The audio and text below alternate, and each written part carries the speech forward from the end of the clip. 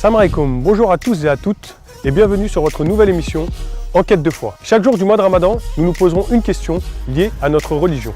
Pour chaque question, nous viendrons à votre rencontre pour recueillir vos avis, vos impressions et vos sentiments. Pour ce premier numéro, c'est tout logiquement que nous nous sommes intéressés à la question du Ramadan. Qu'est-ce que le Ramadan et pourquoi doit-on jeûner? Sans plus tarder, nous avons mené l'enquête sur le marché de Saint-Denis.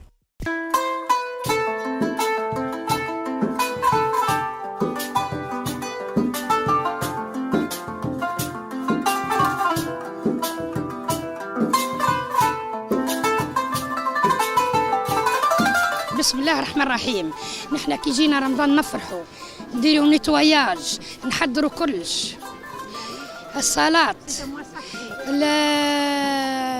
التراويح الماكلة ما نبذروش بزاف الماكلة خاطر رمضان مش نتاع ماكلة، رمضان نتاع رحمة ونتاع دين نتاع تسامح.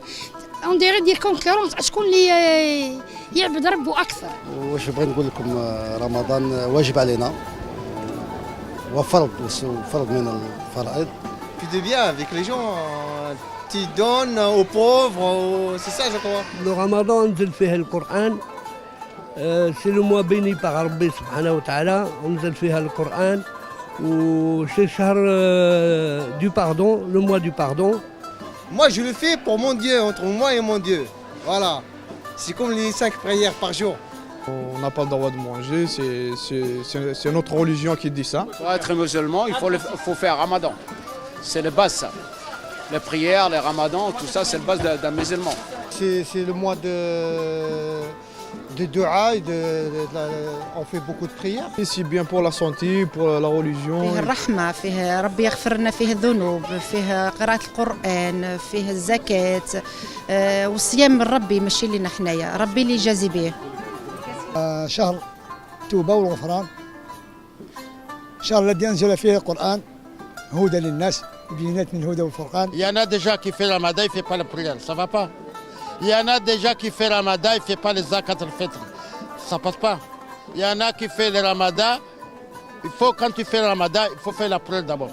Si tu ne fais pas la prière, tu fais le Ramadan, ça passe pas. On reçoit de la famille, des sentiments. On fait un partage, même pour les pauvres. C'est pour aussi se mettre à la place du pauvre et pour ressentir ce que les pauvres ressentent. Et vraiment, je crois que c'est ce mois-là où on se met vraiment à la place du pauvre.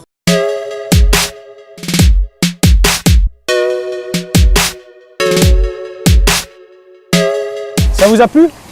Rassurez-vous, l'enquête n'est pas finie. Bien au contraire, elle ne fait que commencer. Pour approfondir nos recherches, nous avons fait le choix de nous entourer d'intervenants qui vont partager leur savoir et leur expérience, tant sur le plan spirituel que sur le plan médical. Ils réagissent à vos réponses. C'est maintenant.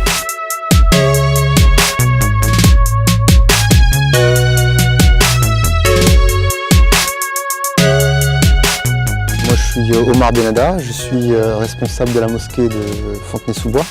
Je suis aussi aumônier à la maison d'arrêt Fleury-Mérogis. C'est des réponses spontanées par des personnes, des individus, et elles sont diverses et elles sont intéressantes parce qu'elles montrent un petit peu que la communauté n'est pas dans un seul bloc, elle est diverse. Le mois de Ramadan en fait correspond à un verset du Coran qui est dans la sourate al-Baqarah qui dit يا أيها الذين آمنوا كتب عليكم الصيام كما كتب على الذين من قبلكم لعلكم تتقون. Et le verset du Coran dit on a prescrit le mois du Ramadan comme on l'a prescrit pour les autres communautés afin que vous atteigniez la piété. Et le cadeau spirituel qui est mis en avant par le verset, c'est la taqwa, la piété. Comment atteindre cette piété? C'est tout l'objectif du mois de Ramadan. Dans les micro-trottoirs, j'ai entendu aussi d'autres choses qui sont très intéressantes, qui font partie des valeurs et les objectifs qui sont le partage. Le prophète alayhi salam, il nous a toujours dit d'être proche des pauvres. Allah, il a toujours interrogé le prophète sur sa proximité avec les opprimés, avec les plus faibles, les plus démunis. C'était très intéressant ce qu'ils ont dit dans les autres. C'était un mois de piété, un mois de partage. Et cet objectif-là, il a été compris. Bon, mais merci beaucoup. De rien. Et à bientôt, Inch'Allah. Inch'Allah. Merci. Ok. Fin baraka.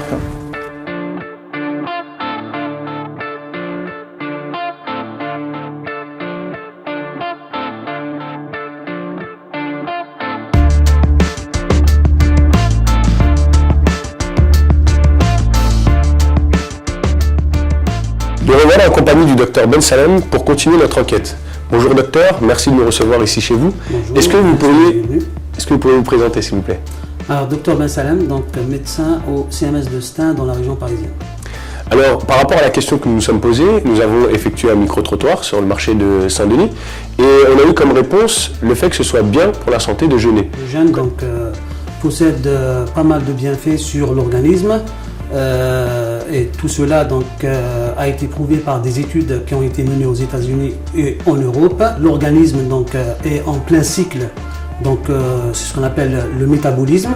Donc qui dit métabolisme dit anabolisme et catabolisme, c'est-à-dire il y a des cellules donc, qui se constituent, donc qui apparaissent, qui se multiplient, et il y a d'autres cellules donc, qui arrivent à terme et puis se dégradent.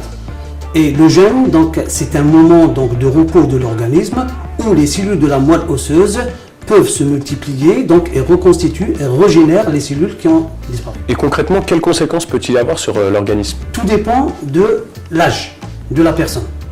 Voilà. Quand il s'agit donc d'un sujet jeune, en pleine santé, donc le jeûne n'a aucun effet maléfique, on va dire. Donc il n'a que du bénéfice sur l'organisme. On déconseille le jeûne chez des sujets âgés qui ont des pathologies chroniques, notamment les diabètes mal équilibrés, les insuffisants rénaux, les pathologies cardiovasculaires. Voilà, tout cela, donc sincèrement, le jeûne est contre-indiqué. Et docteur, est-ce que vous auriez quelques conseils pour permettre aux jeûneurs de jeûner au mieux? C'est de bien dormir, voilà, de ne pas manger trop, notamment au moment du ftour, voilà, qu'il faut garder les 3 repas, ça c'est très très important, qu'il faut boire abondamment, voilà, et je m'adresse aux patients malades, le patient doit faire confiance à son médecin traitant. Cette relation patient-médecin traitant est très importante. Si le médecin traitant donc pense que son patient ne doit pas jeûner, il doit le dire et le patient doit le faire. Merci de nous avoir reçus. De rien. Je vous remercie et puis à très bientôt.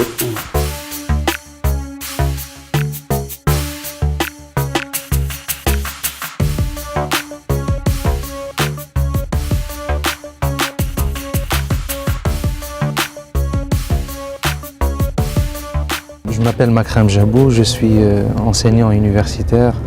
Je dirige actuellement le lancement d'une chaîne de télévision qui va bientôt être à l'écran.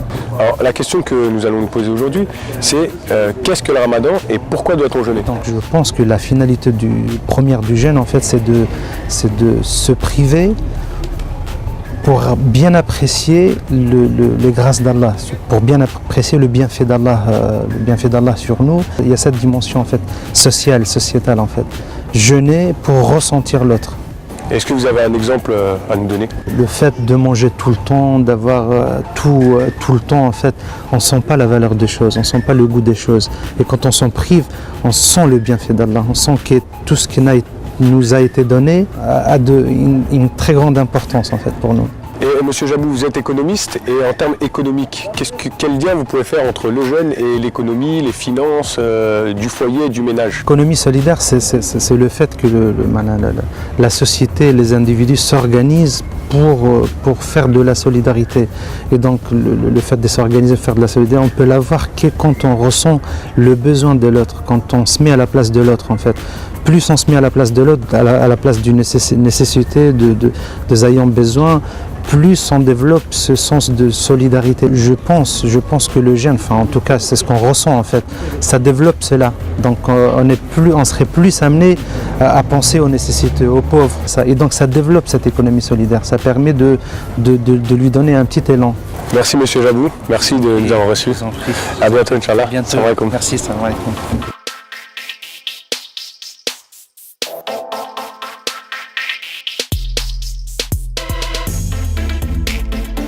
Je vous invite maintenant à poursuivre l'enquête sur les réseaux sociaux. Ce que nous retenons en 3 points. 1.